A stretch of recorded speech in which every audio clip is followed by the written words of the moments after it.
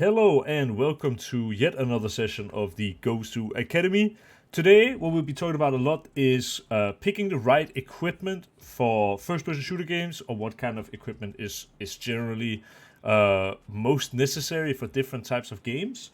Picking the right equipment for you is something that I have a lot of knowledge about, and also something where very recently I have changed mouse and mousepad, and I went from being actually very bad for a couple of months to being playing probably my best Counter-Strike ever. I want to say it's actually at that high of a level. So I think this could be a really interesting topic to discuss.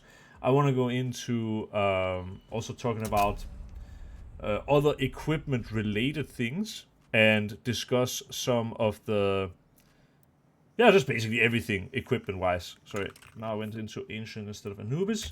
To start this session, we'll take a short side track and answer a question already that we had from one of the people here at the Academy. Could you just real quick ask your question again so it's clear in the video? So my question was to explain how to take mid. So like if I throw like a house smoke and a doors molly, and then the CTs respond with like blocking me mid after I throw that, how can I still take mid effectively if I've been blocked? Because it doesn't feel right to go through if they've like blocked me with a smoke on bridge. I don't feel like it's the right thing to go through the smoke, but sometimes I can't go through in time before my util has run out. Yeah. So yeah, as I kind of already told you, there is the easy answer, which is like almost a band-aid. Or like, okay, you know, probably the teach a man to fish, he'll have food for, give a man a fish, he will have food for a day. Teach a man to fish, he will have food for the rest of his life. This is one of those moments where I could tell you to, like, let's say you smoke this, and the CT does like the normal bridge smoke. Let's say you are doing your Molotov, and now you feel like you can't take it. I messed up the Molotov, but it's whatever. I could tell you, as I actually did before the session started, that if you have a teammate who does like a Molotov for you or whatever, like in this case, I think the scenario you talked about before, I didn't realize he smoked early. But it's always possible for you, for example, if he does a smoke here, to do, your Molotov here, and then you could blow the smoke, and then go through with your nade, and now take the area while the Molotov is burning, and you win the area. The thing is, by giving you this as the only answer, it's like I'm giving you a fish. Like, for this specific scenario, this is how you want to deal with it. But it's unlikely that this specific scenario will happen every round or against any opponent. And on top of that, if you do this counter, it's possible the CT changes something which now makes this fish essentially kind of useless. So I hope this can be a teaching moment in terms of your understanding of the game. If the CT smokes mid every time, you can just delay your smoke. And if he smokes mid in response to your smoke, you could, I don't know the lineup exactly, but I'm pretty sure there is some kind of like double click jump throw lineup here.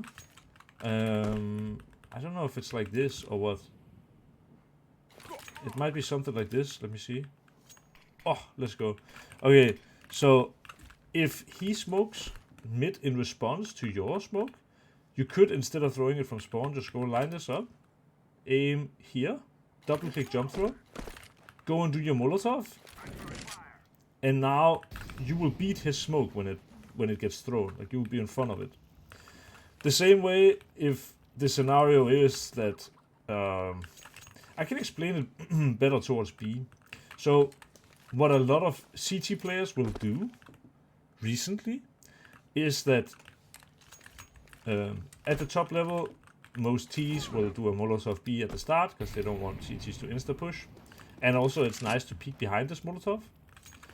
And what some teams, as CT have started doing, is when this Molotov comes, they will Molo here. That way, you can't really peek behind the Molotov in any good way. And that blocks your early, how can I say, your early space taking on B. But there are also some teams that my team, who I'm coaching and IP Impact, play against, where they will just jiggle with a Molotov and they won't do anything. So if we play against a team, for example, who are always Molotoving B at the start, we know if you want to do a B execute later, they won't be Molotoving. At least the B main player won't be Molotoving.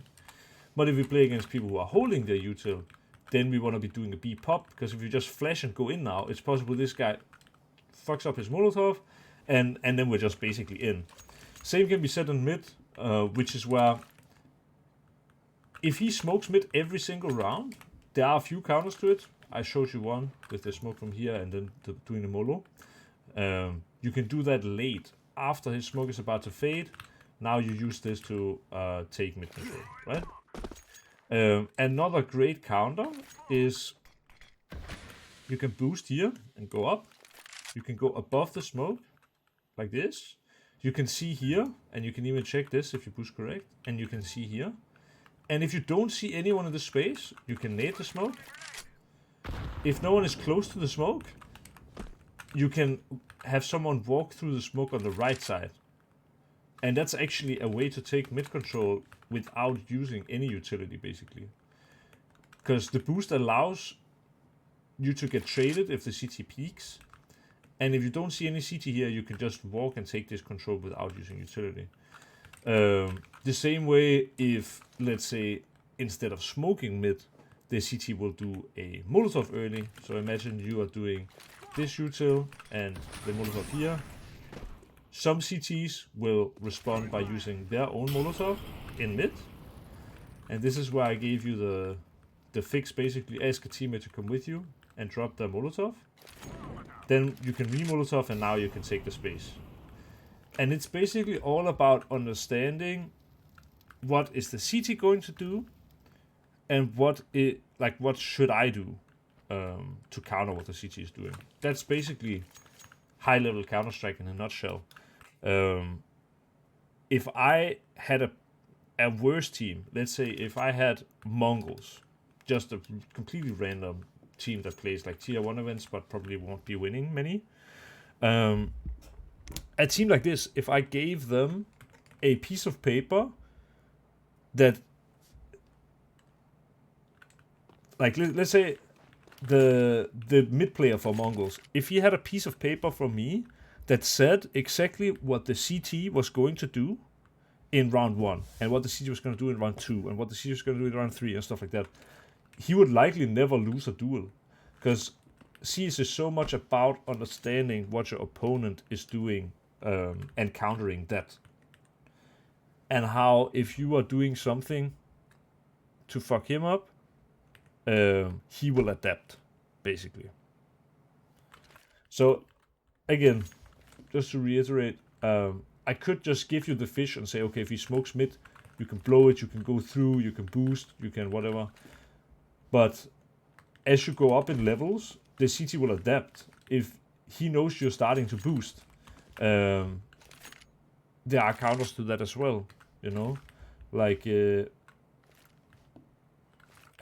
just mentioning a good counter here, but like, you can have one standing with flash here, and if your window smoke is like this, you can sit against this wall where the hole is, you can do underhand jump throw, get the flash, boom, and now you can check mid. This would be a really good way of killing the guy who's walking through the smoke and also disassemble the boost, basically. So any area can be super deep, but yeah, I don't know if you feel like it answered your question. I hope you do. Yeah, I think it does. Thanks. Yeah. So I think focus less on what is the counter to what. Oh, well, it's more like yeah, I don't know how I can say it actually. It's gonna come across kind of condescending in a way, but if he's doing the same thing every time, if he's being very predictable with what he's doing, think about what is the counter, what is good against what he's doing. If he's always early smoking mid, then you just need to smoke it later, and you can make it simple as well. Like, you don't even need a lineup, just go here and do something like this. It will be likely good enough. Okay, this was not that good, but as long as you smoke the window, you can have a teammate Molotov right side, and now if there's no mid smoke anymore, it's easy to take mid. So yeah, it's all about just figuring out if he's doing the same and you keep losing to the same thing. Try to figure out how you can beat that. That's the best I can say. Okay, I will real quick close my Counter-Strike in fact, and I think from this I will do for you guys watching on Gosu Academy. Let me try. Can I do this? I think I can. So I kind of want to, for the sake of it, open Aim Lab, which I actually never really play. Okay, let's hope this update isn't very long. I will basically show you. Lately, I've been playing a lot of Faceit. Oh, actually, not even that much. But if we go back just to like the 1st of May, I'm pretty sure if I click any random match, this is just the 1st of May, the first match. Okay, here I was pretty decent. Let's check another one. Okay, maybe I had a good day this day. Let me see. So this one I wasn't really performing that great. Let's try the 25th of April. Okay, here I also had a good game. Maybe I was being too harsh on myself a little bit. So here, for example, I'm number 4 on the scoreboard against good players. And if you check this one, I am having half the kills of Forest and also in the middle of the pack, basically. We can keep going. I think the majority of the time here, okay, here I played pretty good. I think I want to find something where I'm playing solo queue if it's possible, because I have a point that I want to make. 12-15, not something to get super excited about. Here I lost 13-2. I guess I did decent. I win 13-10. Okay, I don't know. I was actually not playing as bad as I thought, I guess. But I can tell you, at least at this moment, I felt like I was playing extremely bad. Worth noting as well, in a lot of these games, you know, I am the highest elo on the team. So it makes sense for me to be topping the scoreboard a lot, basically. And I just wasn't. And if you check any random match the last days, like, we can in fact just look at the score lines. Here on the 14th of April, I lost 13-0. And shortly before then, 11 days before, I lost 13-0 as well. I had a lot of losses, and a lot of them were really big, like 13-2, 13-0, 13-5, 13-2, 13-7, 13-5 again. And in general, I was just not playing well. 13-3, 13-4. But now, just a short time later, 13-1, 13-2, 13-7, especially recently. Yesterday, for example, I went on a massive win streak, 13-4, 13-3, 13-7, and so on and so on.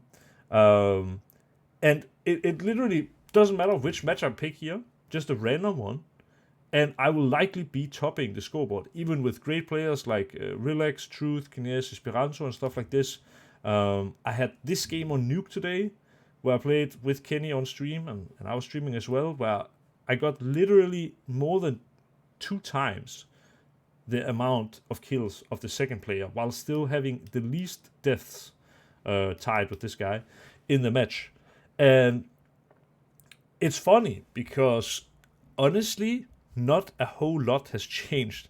What did change, though, is that I have recently been playing on some of the well, actually, it is the most expensive mouse pads in the entire game of Counter-Strike. And I've been playing with some of the most popular mice. But What are you using? yeah, that's the thing, right? That's what I wanna get into. I made a change in Mousepad and I made a change in mouse. And since then I've been basically unplayable. Like if you go and check my last 20 matches of Face It, I'm playing high elo matches and my KD is 2 and my kill per round is basically 1.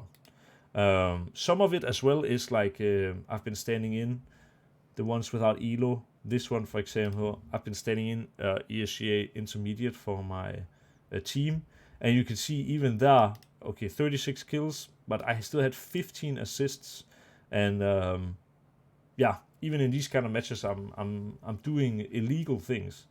Yeah, I'm a bit of a peripheral nerd, so I'm kind of interested in what you're using. Yeah, exactly. That's what the whole session is about. So this is what we'll get into because I've basically tried it all. Um, Maybe I will lag a little bit while I'm tapping in here. Let's see. All right. Yeah, I was actually thinking this might be. I will show it to you at the academy. I don't think you can see my password anyway. Let's hope I remember my password. Okay, I think we're in. All right. So basically, lately, and I will show you this on the interwebs here. This is obviously not a shout or like a dig at anyone, but lately, hang on, this was a mistake. How do I take off the sound? Okay, lately I've been using these artisan mouse pads. Oh, I have Uh, one. It's yeah, the Artisan Zero Xsoft. yeah, I have that one as well. In fact, they It's a sent great a mouse pad. lot of mouse pads. Yeah, I think it's amazing. And Another one, if you can't afford it, is the Aqua Control 2. It's basically the same thing. If okay, you can't spend $80 on a mouse pad. but this is actually my whole point is that they sent me a bunch of mouse pads. I think I have all the different mouse pads, and I've tried most of them. There are some. I think there's one of them which has. It's not really for FPS gaming or something like this. It has a different like Y-axis and X-axis. It's kind of crazy. But Oh yeah, either way, Tarkovsky. yeah, That that one could is. be that one. Yeah, yeah. Either way, these are the most expensive mouse pads, and they are like 30 euro. Like 70 euros or something like that where I live. Maybe even 80 euros. No, 70 euros it seems is pretty. Yeah, pretty much the price, and they are great. In terms of like build quality and how the stitching feels and everything, they feel amazing. The problem for me is I ended up only using those mouse pads because I knew the quality I was getting. And even though I think these mouse pads are great for some people, mouse pads is a topic that actually goes very deep. Um, if you've ever, let me see if I can find it here, mousepad master sheet. I think this is the one that I've looked at a few times. This one. So there is like a Google Docs, and I bet everyone who is here at the There's a session. Yeah, there's a sorry. YouTube channel called Boardsy. Yeah, And he has like a mousepad tier list, and I usually follow those. He likes every kind of mousepad, ranging from speed pads to control pads. yeah, So okay. yeah, Yeah, you can go check that out as well then for the people in the academy. I use this one. I don't really feel necessarily. Well, actually, a tier list is probably really good, and I'm aware of this Botsy guy. I think like his whole job is to review mice and mousepads, so it's probably a good place to go. But just for the people in the academy or people watching the video, I imagine the majority of you will have your mousepad somewhere on this list. And it's very simple, basically. We have mousepads that go from very slow, where you have like a very sluggish feel, to mousepads that are very fast.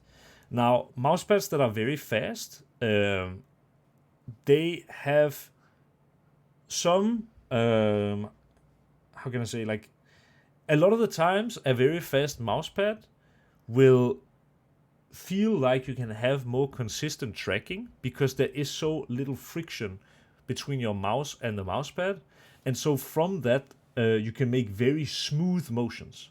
So if you're someone who has always been playing like a speed mousepad, an example from Counter-Strike is Saiwu. I believe he's basically only played speed mousepads, and with those kind of players, they typically have extremely good fine motor skills to maximize, having a fast mousepad. You need very little error in your movement, basically. A YouTuber who I will also kind of give a shout here is my friend Neok. He might seem like a guy who mostly makes videos about cheaters and just funny videos, because that is mainly what he does. He is a good aimer, yeah, and it's sort of natural. I don't imagine has put in like a ton of time into his aim, but I believe he does play the Corsair MM600, or at least he plays some kind of Corsair mousepad. If I'm not, it might be. I think he has the MM350. That's the one. Okay, so maybe it's not that much of a speed pad, but either way, different players need different things. And for me, what I found is that the artisan mousepads, while they feel amazing, and I still would recommend people to buy them if you feel like you want to try something like this, most of them are very glidey. And the ones that are not is basically the Zero. But the Zero, in my opinion, has a small issue where hairs get stuck in the stitching of the mousepad and stand up straight, which gets super annoying, to me at least, and it actually made me go off the mousepad entirely. I tried, yeah. Nato, you can see the X-ray aqua control too. I actually rotate with that mousepad with the Zero. Yeah. One issue I have with the Zero, it does get dirty very quick. Okay. Yeah. Yeah, X-ray aqua control I recommend as well, if any, because the Zero is very, very expensive, but Yeah. they're very similar. Okay. That's good to know. Thank you. I've been playing the Shidenkai, which is also from Artisan. The V2, which is like a mix of glass and cloth. It's like a very unique take on a mousepad, and it is very fast, but you actually feel like you have a lot of control with this mousepad. If you have good fine motor skills, it's a mousepad I would definitely recommend. The one that I'm at, like the mousepad that I changed to that kind of changed everything, is the Vexi PA22 Summer, I believe. I think it might actually be winter. I think I have it listed wrong on my stream. Yes, this one. And this one is far cheaper at basically half the price, and is much more of a cloth feel. Definitely doesn't feel as great in terms of product quality or like build quality as the Artisan mousepads, but the result that I'm getting from this mousepad is much better than the Artisan mousepads. And this is a personal opinion that I found out with extensive testing. Figuring out what kind of a player you are, and also what kind of games you like to play, is a must to understand what is the best when it comes to mousepads. Say you are an Apex Legends player, going and getting something in the faster category is likely going to be an advantage, because you can take a low sensitivity whilst having very smooth movement, and it's a game where tracking is king. But playing a game like Counter-Strike, where most of the time what you want is getting that one bullet off that hits the head and you win the duel, taking something more towards the medium side or even lower than that, I do believe still the most used mousepad between the pros is the QCK Plus Heavy. And this one is in the control side, so basically everything right side of the middle is slower and everything left side of the middle is faster. I'm not even sure. I don't think the one that I'm using currently is actually on this list. But if I had to assume where it would go, it would probably be either in medium or in control. And I think the reason why Counter-Strike players tend to have mousepads that are slower, it's because of this thing called stopping power. basically how much the mousepad helps with stopping the mouse. And this is something that gives you really good control when it comes to fast, snappy movement and then stopping on a spot. Understanding sort of what kind of mousepad is best for the games you are playing is something that will help you a ton. And I really recommend looking into it, or at least giving this some thought, because if you are a player who strictly plays Counter-Strike, maybe having something like a glass mousepad, while it may feel good, it might be bad for consistency. And if you are someone who plays a ton of Apex Legends, having like one of the slower mousepads is probably going to be a little rough, as it will give you, I think, from my personal opinion at least, it will make tracking sometimes feel like there are bumps in your aim. And on top of this, basically, if you are playing, a tracking-based game, or like, let's say you're playing Apex Legends half of the time and the other half of the time Counter-Strike, maybe finding something in the middle is what will benefit you the most. But as said, it's very personal, and also, it's a case where, people are different, basically. So listen to my kind of general opinion in terms of what you will want for different games, but also think about what type of player am I. If you naturally have a very smooth aim, going towards the more speedy side could be something for you. If you naturally have, if you're using a claw grip and you grip your mouse super hard and you get a lot of shakiness, having a control mousepad where you can sort of have this locked in feeling is probably better. For me personally as well, I play quite a bit of RuneScape, and even though it seems kind of stupid, RuneScape is basically like a point and click game most of the time. It's mostly played with the mouse, but sometimes you will have bosses where you have to click on food or potions or switch like your weapons or gear, and these things probably typically have to happen pretty fast. And what I found actually was that my performance in RuneScape was way worse with like a speedy pad, because I didn't have this locked in feeling. And yeah, it's just worth noting that even something like using your mouse on a desktop, or like clicking tabs, or like I have a lot of tabs, for example, will be more difficult with a speedier mousepad if you're not good at using these kind of mousepads. And this kind of moves us into the next point of topic, which is mice. Now, on my desk right now, I have a ton of mice. Like I have, actually, I can even show pictures.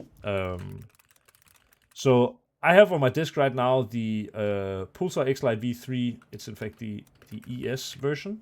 So this one has like a red back. As you can see, it's like an ergonomic mouse. What does ergonomic mean? It means it's a mouse that is kind of shaped more for a hand. This means it's a right-handed ergonomic mouse. It's built for people who use right hand, and it will feel like there's basically a spot for your thumb and a little bit extra spot on the sides. I have the Razer Death Adder V3 on my desk. Also an ergonomic mouse, kind of same properties. I also have the Logitech Superlight, which is the most used mouse in competitive Counter-Strike, and has been for quite a while. And these are, I do have some other mice on my desk, and I have far more that I've tried. But these are some of the, especially the Death Adder and the Superlight are some of the most used, together with probably something like the Zoe. C2 CW. Yes, exactly. All the EC1 or the EC3. I have a mouse recommendation if you ever buy it. Pulsar X2 V2. It's a Yeah? good mouse. Okay. Me as well.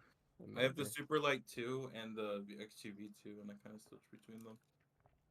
Yeah, I think they're maybe- very similar shape, right? Yeah. The X2 is more like a claw and fingertip because it has like a shorter height. Yeah. Okay. Yep, and maybe there is one more, like for the ergo side, maybe two. Actually, if you know Lamzu, then there is the Thorn one. Yeah. Yeah. And if you know Vexy, there is the Out DX one. Yeah. Guys, I They are, love the yeah. recommendations and stuff like this, and it's not that we can't recommend mice, but I want people also to I want this session to be more about not so much recommending a ton of mice, but making people understand what mouse they should buy for themselves, you know? Yeah. So by doing a lot of recommendations and stuff like this, it's I understand wanting to help, but also it's um, I guess it's kind of part of the problem, in my opinion, that people go on YouTube and they look at a tier list and they see the best one and then they just buy it. I want people to understand what is the difference between an ergonomic mouse and a symmetrical mouse. How does it feel in your hand?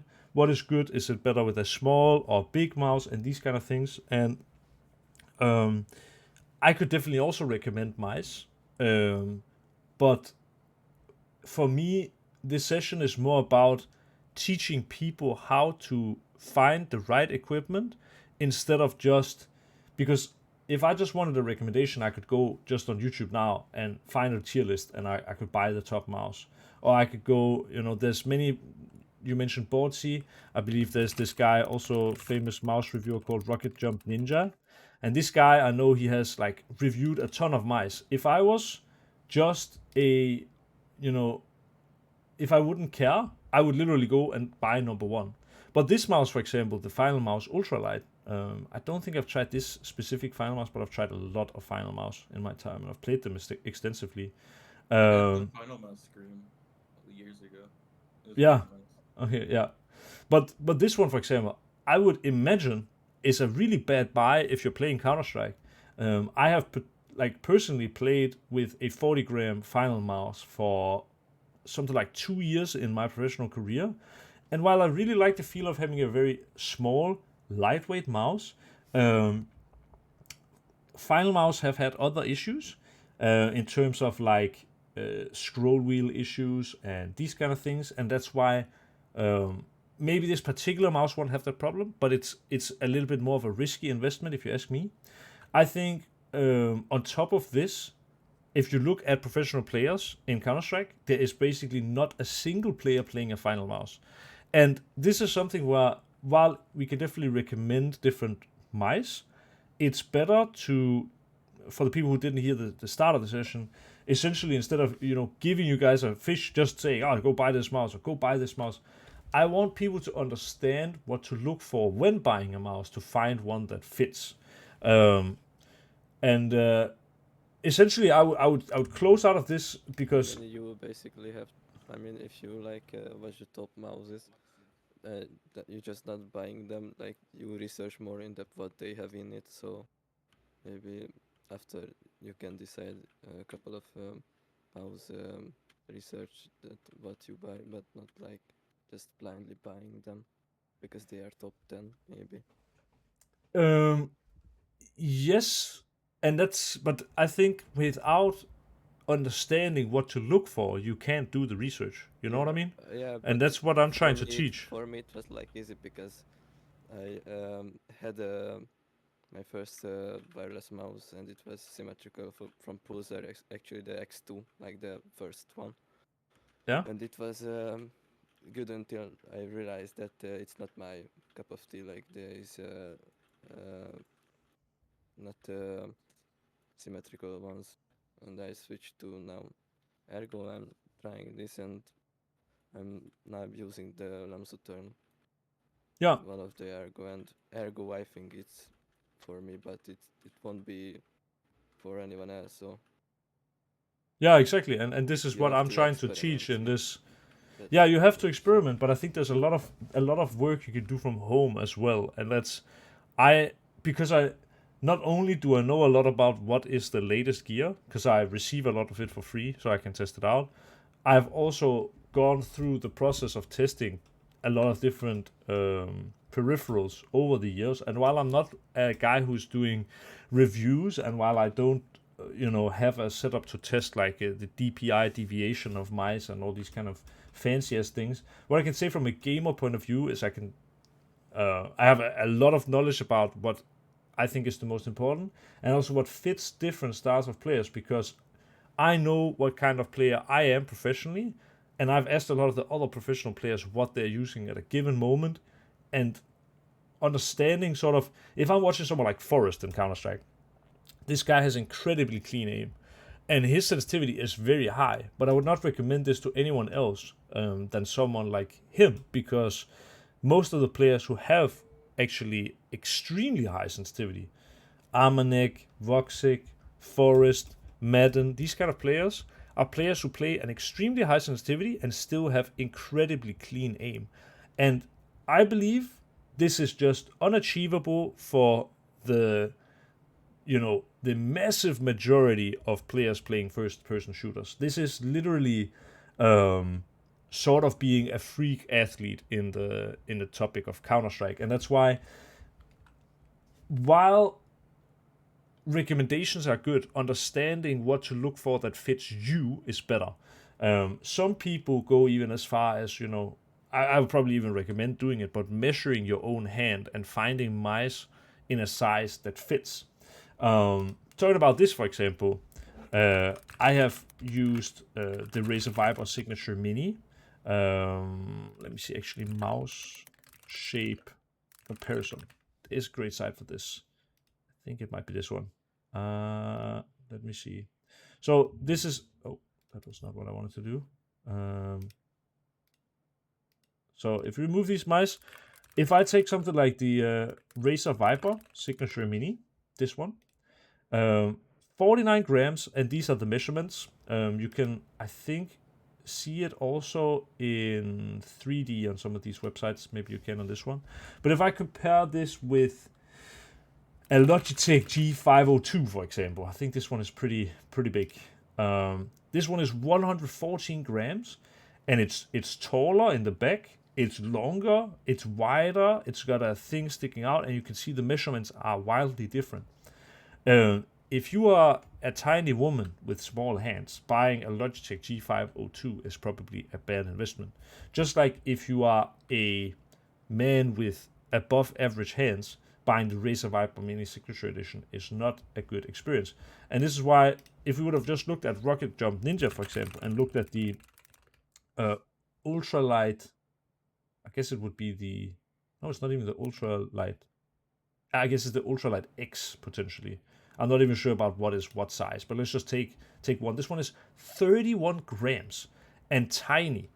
If you are a man with above average size hands, having played with Final Mouse, I know for sure that this mouse is so small that you can literally aim in two different ways. You can aim with your hand, and then it's so small you can actually adjust with just your fingertips inside the palm of your hand if you have an average sized hand. This is a mouse that if you're playing something like maybe Fortnite, there are a lot of Fortnite players who play with Final Mouse because it's a game where there isn't a whole lot of compensating for recoil, and a lot of it is speed of flicks when building, stuff like this. Final Mouse would probably be a great purchase. But if we look at something that is the most used mouse in Counter-Strike, you see this one is quite a lot taller in the hump, and it's wider, and it's twice as heavy and stuff like this. All this to say that finding the right mouse and mousepad for you is something that actually takes a ton of work. And the reason why I'm so passionate about this topic is because I have the luxury of having been a professional gamer / streamer now / coach of one of the biggest organizations in Counter-Strike, and I am blessed to have equipment sent to me for free for the majority of the time. I have a lot of good contacts in these brands, and from that I get a lot of stuff for free. But the average person cannot spend thousands of dollars buying all these kind of different mice and mouse pads. And so this is for you in the academy who can't do this, and also for the people on YouTube. Finding the right peripherals is really, really important, because I know from my own experiences, when I came up as a professional Counter-Strike player, I was playing an ergonomic mouse. We can remove these. I'm not even sure if it's on here anymore. It actually is not on here. That's how old it is now. But What's it it was. called? It's Rocket Cone Pure Owlie. I can find a picture. This was my favorite mouse back in the day. It's discontinued, sadly. Oh wow, it looks aggressive. Yeah, it had a very aggressive place for your thumb. It was an ergo mouse. They later made the Rocket Cone Pro Ultra. This one is bigger though. It's like the bigger size.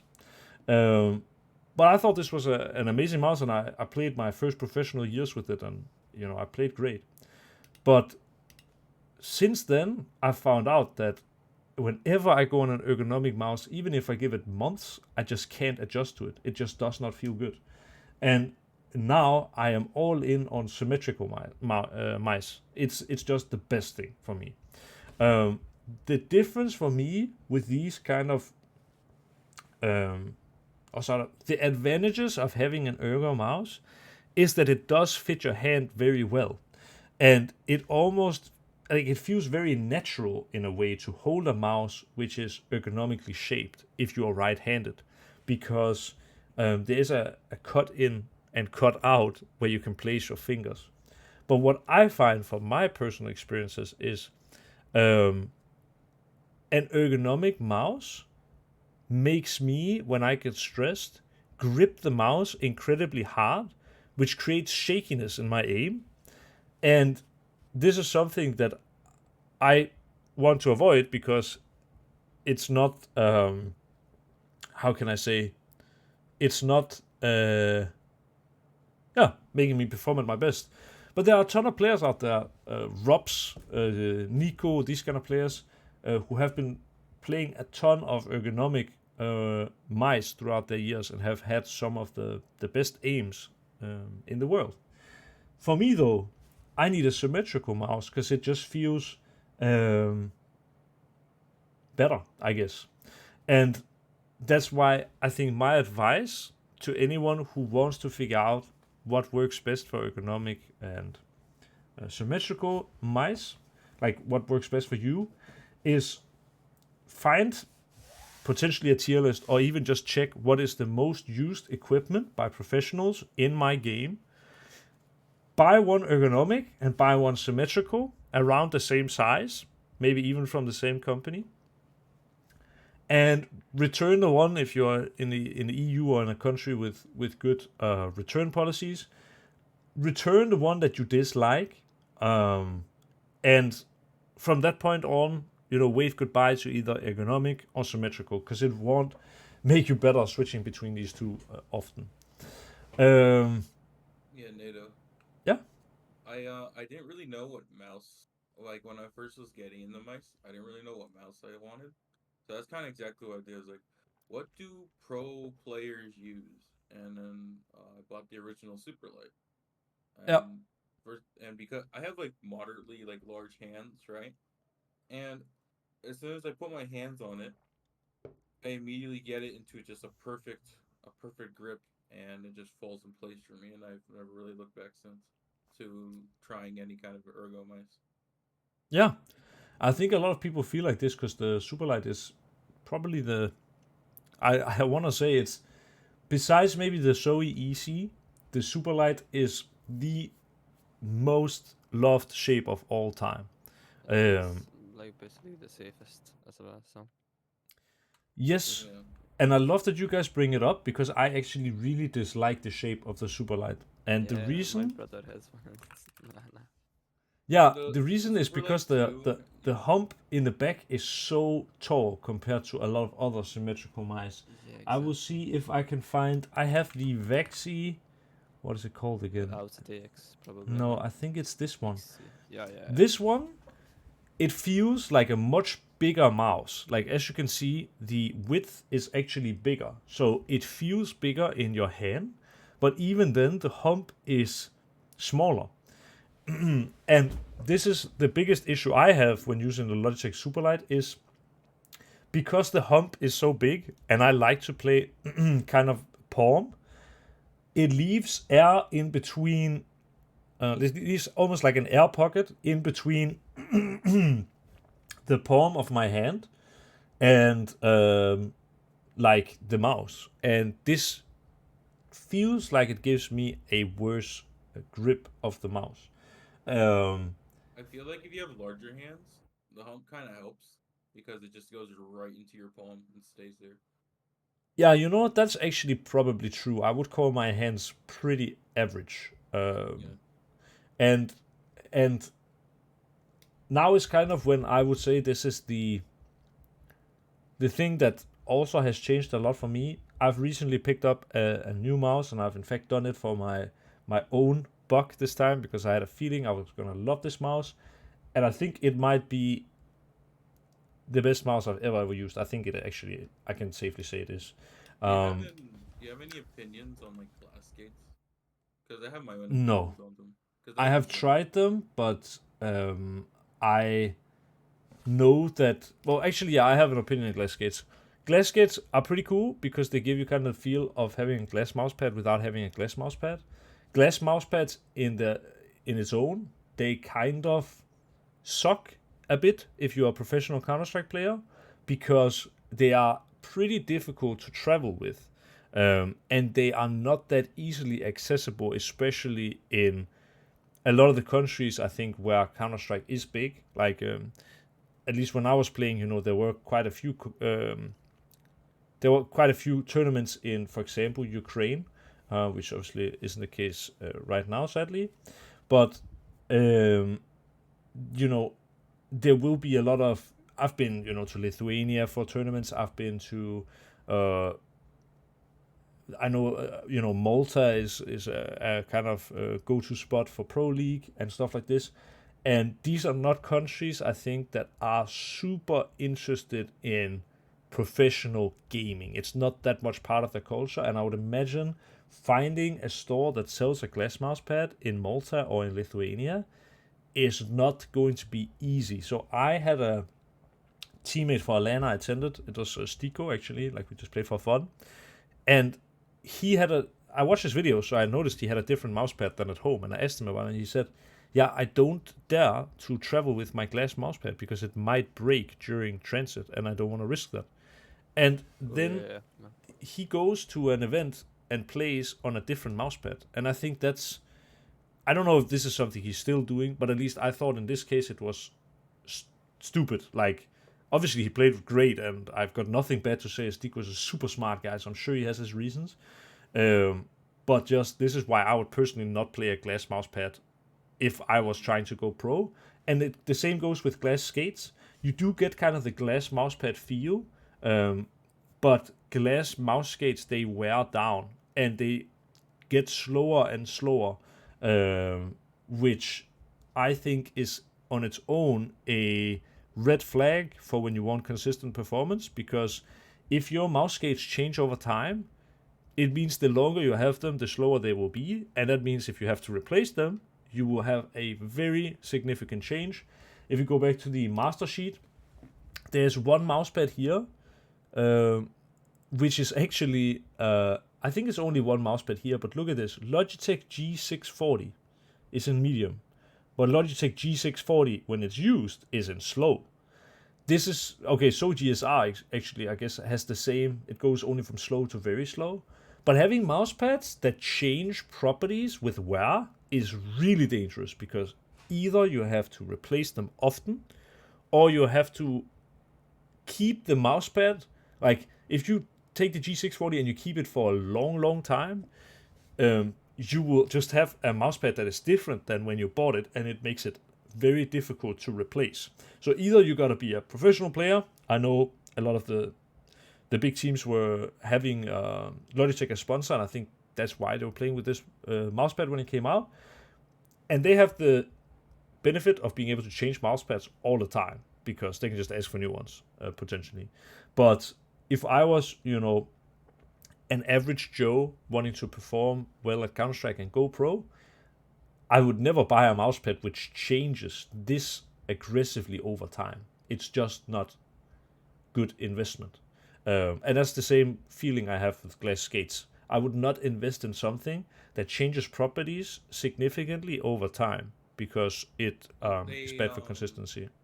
well, with the Pulsar Super Glides, once they're worn in, like I had this one for like 6 months. It hasn't really felt different after like the 2 weeks that they've worn in. Okay. But Because maybe there's other brands that kind of like don't have the best quality. But from my experience, the Pulsar Super Glides, like there's a break-in point and you'll feel it. But after that, it feels the exact same. okay, I actually had the Pulsar Superglide glass skates. Those are the only ones I've tried.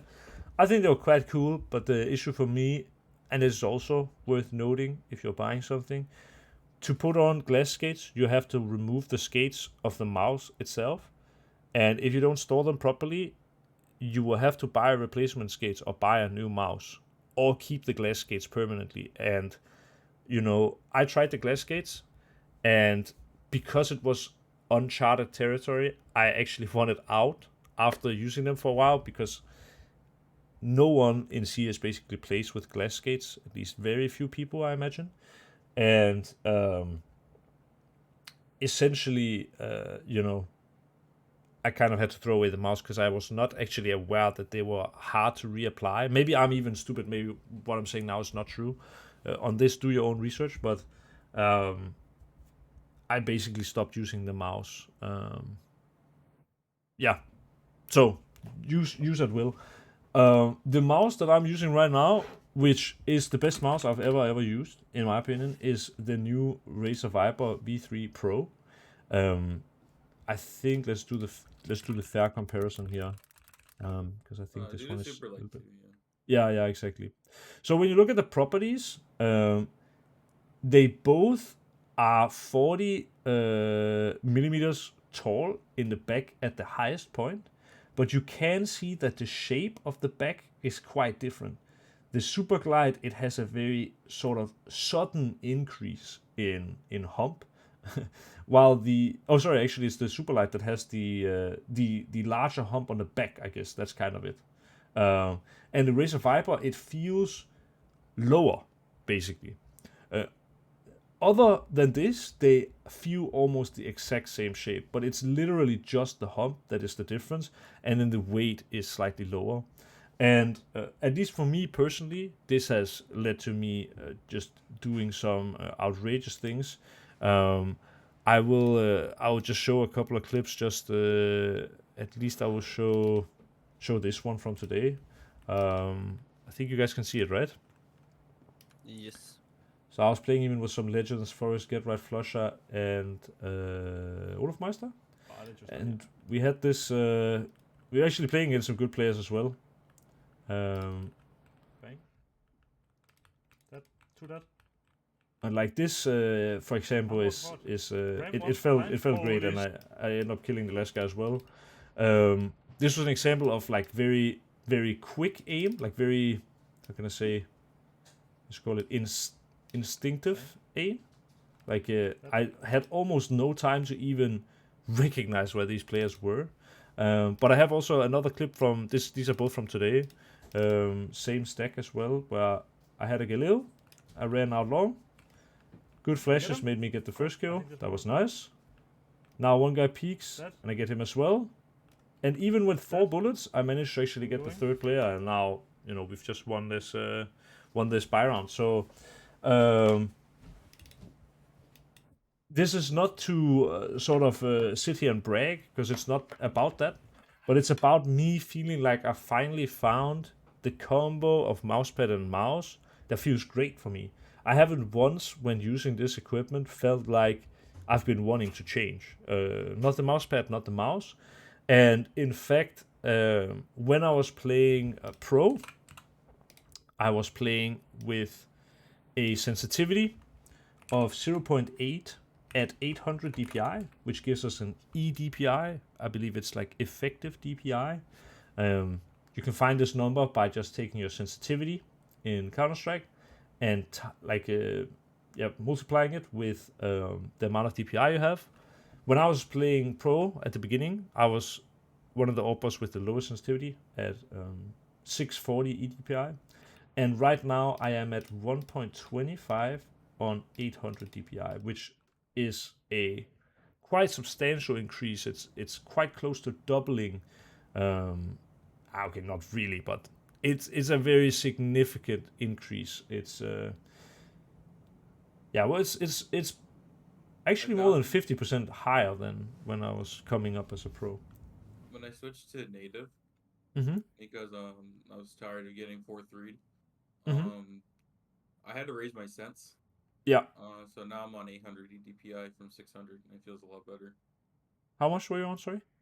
I was on 600 EDPI. Yeah. No wait. Yeah. What's 1.6 times 4? I think that's 600. That's yeah. That should be it. It's the same as 0.8 and 800. 640. Yeah. I think it's because you have to move more pixels, so I had to raise my sense. Or something like that. I don't think you have to remove more pixels. I think it's the same. It's just the feeling of being more zoomed out gives you the illusion that your sensitivity is slower on native. But yeah, I'm gonna do something, and it might be very stupid now, guys. I haven't played AimLab for a while, but there is this one really funny thing called Grid Shot. And you can see my average score. I don't know what's happening here. Probably, let's hope I had to tab out. As you can see, I've played it 220 times, and I have my high score of 93k. I'm coming into this drive with no warm-up, and I'm just using like the new equipment. Let me make sure that I am on the correct controls. So 1.25. Let's save it. This is obviously a one take. I got 1 minute. I'll probably be a little bit silent. I'm hoping to prove a point, but it's also possible that I just suck. Actually, I need to go 4x3 as well, so that's something I'm used to. Your thoughts on rapid trigger keyboards, like Wooting and SteelSeries Apex Pro? It's a yeah, because I switched to Wooting. Yeah. And I put it at the max speed. I can like counter strafe whenever I want. It's really nice. Like as soon as I release A and press D, I just immediately stop. Yeah, it's so nice. I recommend this as well. I feel like it's kind of also another thing you should have mentioned with peripherals. Yeah, I wanted to, but I just kind of ran out of time, honestly, because I think keyboards are very important as well. You know what? I'm going to do this in Full HD, which might be a little bit weird, because I can't get it to stretch. But I think I'll do this, and hoping to prove a point, and maybe I massively fail, but then we will have time for a couple of questions after. In fact, you guys can talk. That will make things harder for me.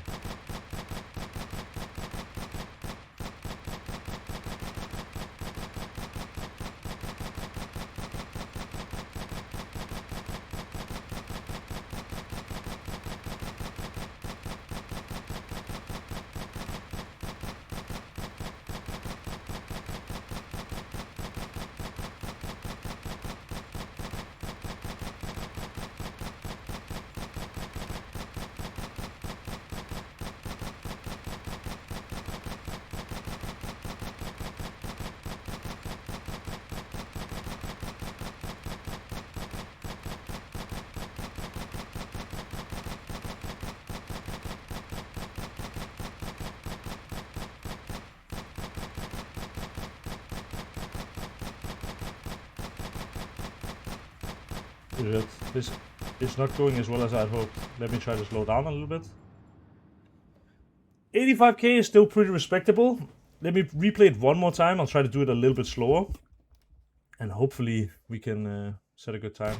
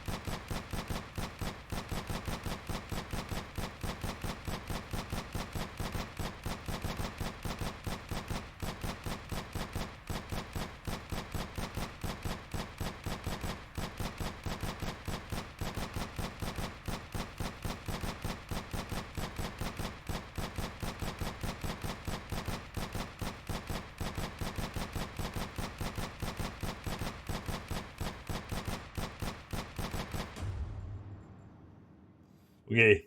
I think a consistent score of 85k, considering as well I am on Full HD, which is not what I'm playing lately, is pretty decent. In fact, it is. Wait. Yeah, I don't know actually. I think for my personal level, this is pretty decent. As you can see, I've even had some times where I've dipped below this, with a new mouse and also a different resolution, and also doing this kind of live. I think this is pretty respectable. And the point I was trying to prove with this sort of is that even now in a sort of uncomfortable environment, different resolution than I'm currently using, live, both in a video, but also, with people watching and stuff like this, I am able to perform like in a stressful environment. And that is the number one thing that I find is if I'm playing a match of Face It or a match of Premiere, even better, something that I maybe don't care that much about, especially if it's played off stream. I can play almost any mouse. I can play almost any mousepad, and I can play almost any resolution, and I will probably perform to a decent level. But when the going gets tough, when I get stressed, when I get nervous, and I start gripping my mouse a little bit harder, when the sort of I guess fog of war sets in, and all eyes are on me. Having peripherals that fit what works best for me will allow me to play at my best. And this is why, if you are, someone who doesn't have an infinite budget and you're looking to figure out what fits you the best, I recommend trying out a mousepad, which is, I'll tap back out real quick. At least if you are mainly a Counter-Strike player, I recommend trying a mousepad either in the medium column or the control column. If you know that you have an exceptionally good, like if you have very good fine motor skills, I mentioned Stiko. He's the type of guy who can play a glass pad in CS. You can try to go more towards the speedy side, but otherwise I would recommend you stay in this area for someone trying to find a fitting peripheral in the first place. The QCK Plus Heavy is the most used mousepad by professionals right now. I will obviously recommend the mousepad that I have right now as well, which was the Vexi PA22. When it comes to mice, I've said it already, but I recommend trying to find one of the top brands that have a symmetrical mouse and an ergonomic mouse. Try to find ones that are similar size, and see which one you like the most, and wave goodbye to the other one permanently, basically. If you like ergonomic mice the most, give them each like a proper week or something like this. Maybe more, a month if you want, and sell off or return the one that you don't want to use anymore. And if you like the ergonomic most, keep playing ergonomic. If you like symmetrical most, keep playing symmetrical. The advantage of buying a mouse from a top brand is that the build quality of the top brands, their top mice, are incredible, especially compared to some of the smaller brands. And there are even brands, I will mention Final Mouse. I'm not trying to, take a dig at them again. But I've had many Final Mouse, and I've been an advocate for this company for a long time. And they've had many issues. I think a lot of even the bigger brands have, but in recent years, the top brands have been super solid when it comes to mice. And find something that you like, stick with it. That's also one of my top tips, essentially. So, yeah, I think that was kind of what I had to say on this topic. Obviously, there is still stuff to explore in terms of keyboards, which I didn't even have time to talk about in this session. probably not something we will be doing in another session, but if you'd ever want to, you can check out my stream, and I will be happy to answer any questions. To get that out of the way for the people who are still here before we go to some questions. If you'd like to join the Academy yourself and help with recommending topics to discuss, or if you want to ask your own questions here sort of live on air, there is a trial month that you can access by using the link in the description of the YouTube video. And yeah, that pretty much covers everything I had to say. Are there any questions? I have one. Just circling back from like the very beginning. What are your thoughts on like upgrading monitor? Like for me, like I just recently switched to a 1440p 360, and I do feel like significantly off at the moment. But like I'm not sure if I want to go back to what I was on or just kind of keep running with what I'm on. So I got some insight on this as well. I'm really happy you asked, actually, because monitors is a whole nother topic we have not had the time to cover. We could potentially have another one where we talk about keyboards and monitors if people are interested.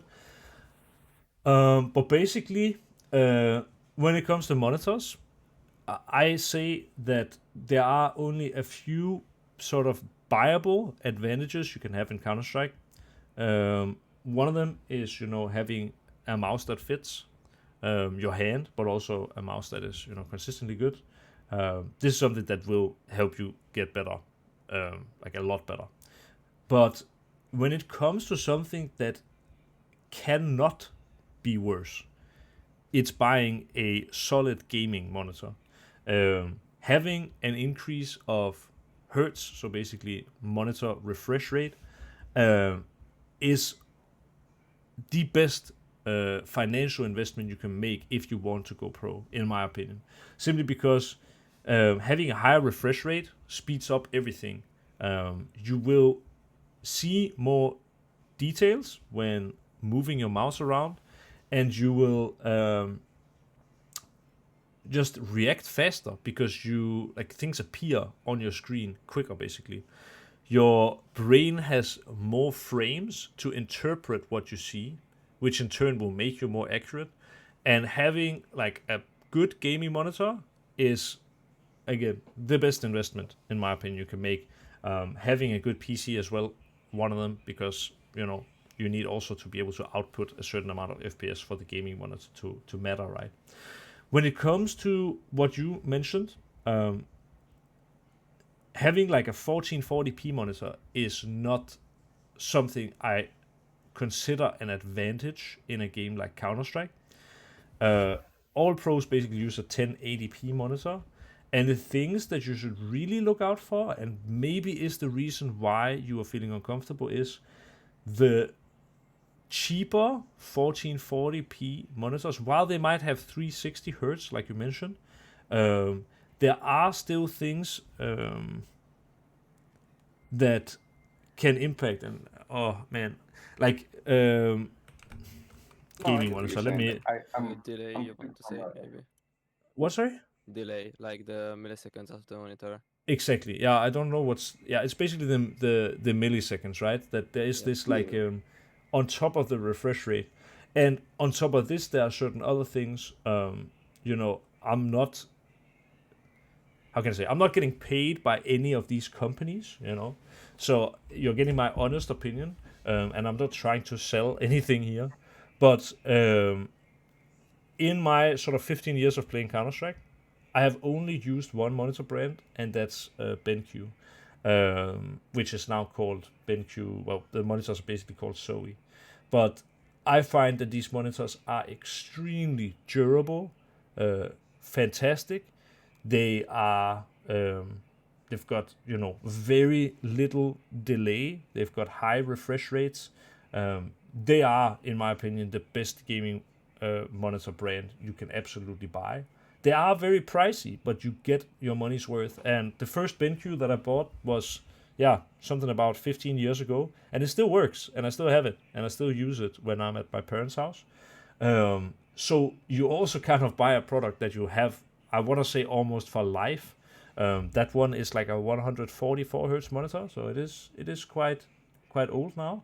but it still works. And essentially, monitors is, again, an important topic, but I try to stay away from 1440p monitors, just for the sake that if the price doesn't increase, but you go from 1080p to 1440p, they have to cut costs somewhere else. Yeah, of course. And with my girlfriend, for example, I bought her, like, I gave her my old PC and I got her a setup, and she has like maybe it's an AOC monitor. It's like 240 hertz, but it feels far worse to play on than a Zoe 240 hertz, in my opinion, because there is like maybe there's 0.5 ms instead of 0.1 ms, and it makes a big difference. I can easily tell. Thoughts on 540 hertz monitors? Um, If you're coming from a 360 hertz. so I think we're getting to the point where refresh rate stops mattering. Basically, we've been saying this already for years. I tried the 540 hertz, and I think it was incredible. But if you're not a completely already maybe professional or stuff like that, or if you don't have an infinite budget, having a 540 hertz or a 360 hertz monitor probably doesn't make a big difference. And having a PC that can output 540 hertz consistently in CS2 is almost impossible right now. So I think refresh rates are not that important. Yeah, I have a 360 hertz right now, so, and Yeah. at the moment I have a burning hole in my wallet, so I was thinking just buy Yeah. a 4080 and go for 540 hertz if I really wanted to, but maybe I should just Yeah. stay. Yeah, I think so. Like if I would recommend something, because these Zoe monitors, they have something called dynamic accuracy. I believe the new monitors, they have like not just dynamic accuracy. Yeah, ULMB too. Yeah, exactly. They have The ULMB 360 too, hertz and 1440p monitors, they have 360 hertz ULMB, so it'll essentially just feel like it's double the refresh rate, which I yeah. kind of Yeah, want that's to okay. try. That's what I'm at now. But um, But if you don't it's have, the same price as a 540 hertz. there's a So very big difference between having just like this kind of, I guess, ULMB, or having Zoe's dynamic accuracy. I want to also make that clear, because I had one that had ULMB and it was garbage. Honestly, I returned it after one day. The old ULMB was kind of junk because it was only 120 hertz. I had a 490 hertz monitor a couple of years ago, and it was garbage. It was, in my opinion, unusable. Maybe I had a faulty monitor. I'm not sure, but I immediately switched back to Zoe. I returned it after one day, and I don't think I'm ever gonna change. I've been running Asus monitors for a while now. I kind of want to try the Zoe. I can recommend it again. I'm not getting paid to say this, but yeah, this is just my personal preference, and I've tried the dynamic accuracy too, and it feels great. So yeah, would absolutely recommend it.